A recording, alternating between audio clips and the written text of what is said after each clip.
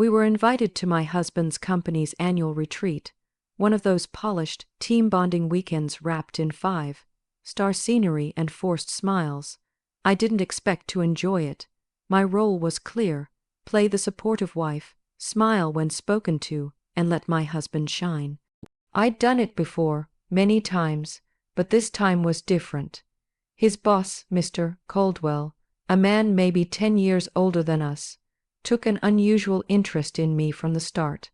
At first, I thought it was politeness. Then I noticed the attention, the way he watched me speak, the questions he asked, real questions. "You used to write?" he asked during the welcome dinner. "What did you write about?" My husband never asked that. He didn't even remember I used to write. It wasn't flirtatious, it was attentive. That's what made it dangerous. On the second night, after a group dinner, I stepped outside for air. The stars were impossibly clear.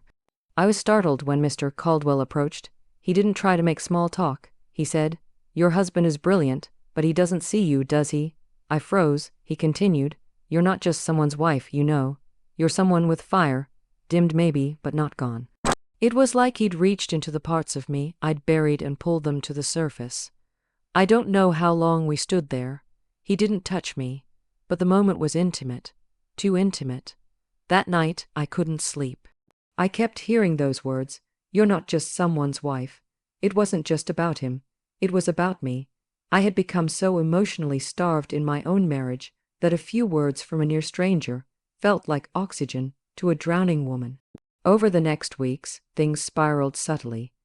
Mr. Caldwell would text occasionally, always respectful, always work-related, but with undertones. "Hope you're writing again." That fire still alive. He understood things about me my husband didn't seem to notice anymore. He validated my loneliness without ever explicitly saying so. We never had sex, but my emotional loyalty began to shift, and I knew it. I found myself defending Mr. Caldwell during my husband's complaints about him. I'd anticipate his texts. I'd reread them. One day my husband asked, "Why do you always smile when your phone buzzes?" I lied, said it was a podcast notification. One evening, Mr. Caldwell invited me to a charity event, something my husband was invited to, but chose not to attend. I went. He picked me up. We talked all night, danced once. He told me I deserved to be happy, not just loyal. That word, loyal, hung in the air like smoke. The line was crossed emotionally, though never physically. Yet it felt like a greater betrayal. One day, in guilt and desperation, I confessed to my husband, not the full story, just enough to relieve the pressure. He exploded, not over sex, but because I gave someone else my mind, my honesty, my emotional truth. That was a year ago. We're in counseling now. Mr. Caldwell was transferred. I've blocked him, but the wound remains, not because I kissed someone, but because I didn't realize how starved I was until someone else fed me. And the truth, the most dangerous affairs don't start in hotel rooms. They start in conversations, unguarded, unmet, and unforgettable. The silent betrayal hidden behind respectability is perhaps the most unsettling kind because it doesn't come with slammed doors, lipstick, stained collars, or hotel receipts. It comes quietly, almost invisibly, through smiles exchanged across boardrooms and thoughtful questions asked over coffee breaks. It's the betrayal that wears a suit and tie, that comes wrapped in good intentions and professional concern. It is the kind of betrayal that no one warns you about, because, from the outside, everything appears so civil, so proper, so harmless. But inside, a slow erosion begins, a quiet chipping away of emotional loyalty, of boundaries once thought invincible, and of trust held together by daily routine rather than genuine intimacy. When my husband's boss first spoke to me during that retreat, I didn't feel threatened. I felt seen, and that feeling, so simple, so fundamental, was the first betrayal, not of him to me, but of me to myself, because I hadn't realized until that moment just how invisible I'd felt in my own marriage. It's strange how easily we justify what we crave. At first, I told myself that Mr. Caldwell's interest was only professional curiosity. He asked about my passions, my past dreams, my writing, things my husband hadn't touched in years. I told myself it was nice to be noticed. But beneath that simplicity was something darker, a need to feel desired, not physically, but mentally, emotionally, intellectually. My marriage hadn't collapsed. There were no big fights, no affairs, no shouting. It had just dulled. The excitement we once shared had turned into logistics, schedules, bills, errands, obligations. He worked late. I stopped asking why. I tried to share thoughts, books I was reading, reflections on life, but he was always too tired or too distracted. And over time, I stopped trying. I became quiet, functional, and in that silence, I disappeared from myself. When someone like Mr. Caldwell, a man known for his intelligence and ambition, looks at you and doesn't just glance, but lingers, something happens.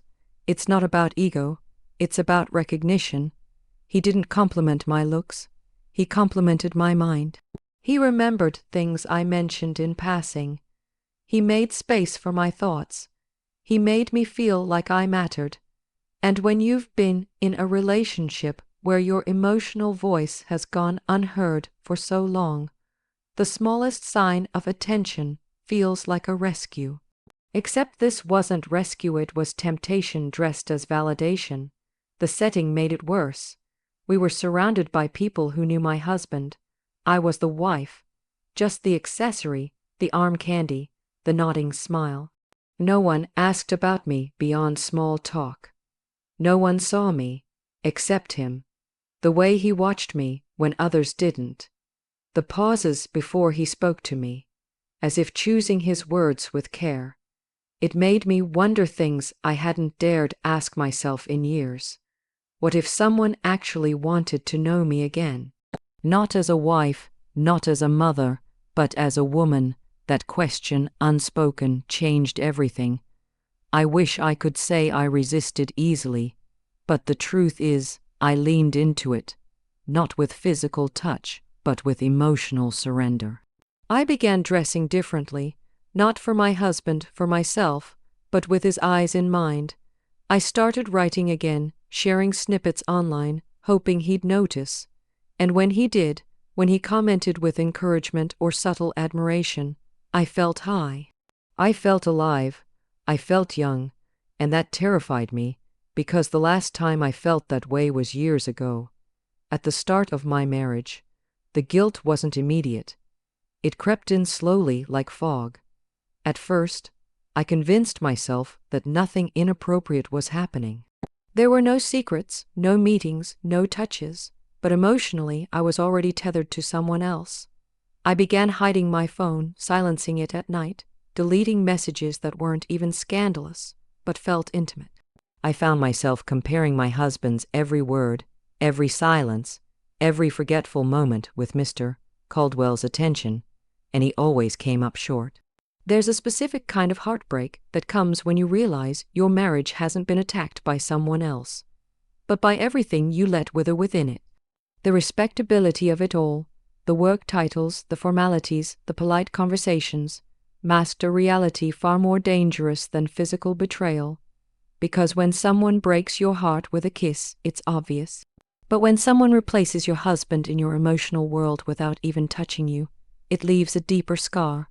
You can't even explain it without sounding like you're exaggerating, but the pain is real.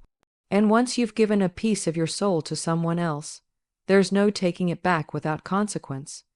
Emotional infidelity begins in conversations, not in beds, and by the time you realize the damage done, the connection has already rooted itself into the spaces your partner no longer tends.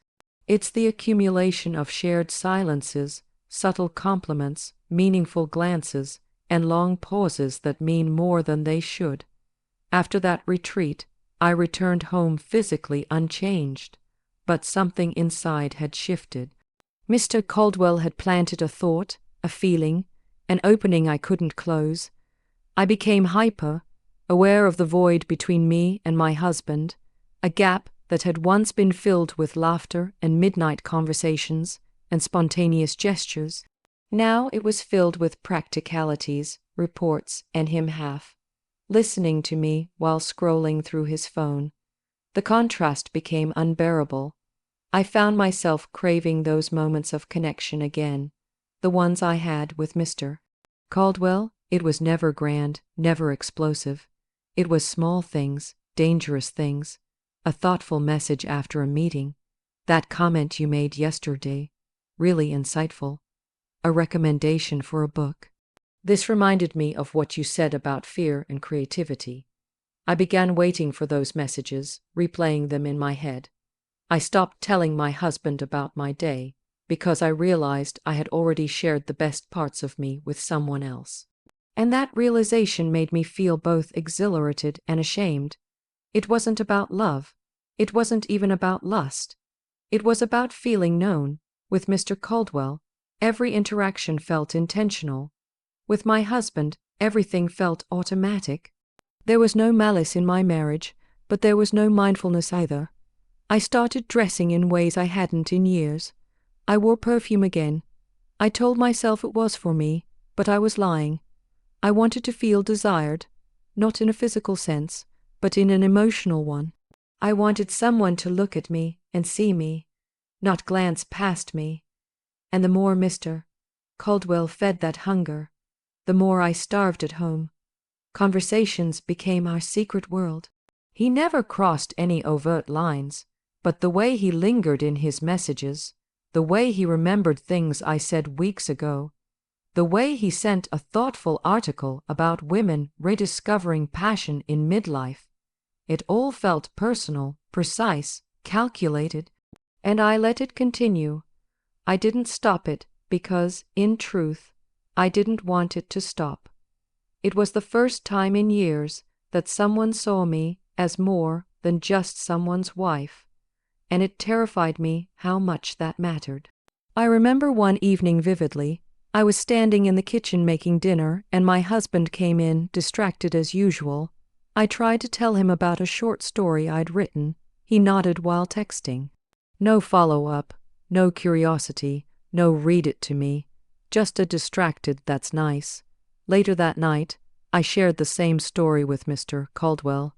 He replied within minutes, "This is beautiful. You should be writing professionally. You have a voice." That message made me cry. Not because of what he said, but because of what I hadn't heard from the man I built my life with in over 5 years. The emotional betrayal took deeper root every time my husband failed to notice the change in me. I was glowing in ways I hadn't for years. I was thinking again, dreaming again, and he didn't even ask why. I told myself it wasn't cheating, that I hadn't crossed a line, but that line isn't just physical. It's spiritual, it's mental. It's what happens when someone outside your marriage becomes the person you can't stop thinking about when you wake up, when you measure your worth based on their attention, when your heart races every time your phone lights up, not from desire, but from the ache of emotional hunger being temporarily satisfied. The irony was bitter. I had been faithful in all the traditional ways. I had stood by my husband through his career moves, his long hours, his emotional absences. I had stayed loyal through frustration, silence, and disconnection. But I hadn't realized that emotional infidelity could feel even more potent than physical cheating. It wasn't about stolen kisses or late-night hotel rooms. It was about emotional safety, about where you feel the most seen, the most heard, the most alive. I began to resent my husband, not for what he did, but for what he didn't do. I wanted him to fight for my attention the way Mr. Caldwell did. I wanted him to notice that someone else already had it. But he never did. And I was too afraid to admit that I had emotionally left long before I ever physically considered going anywhere. The guilt sat on my chest like a stone, not just for what I felt, but because I knew deep down that I had allowed it. I fed the conversation. I invited the connection. I didn't stop it. And now, the marriage I once believed was solid felt hollow, because I had built a whole emotional world outside of it, word by word, message by message.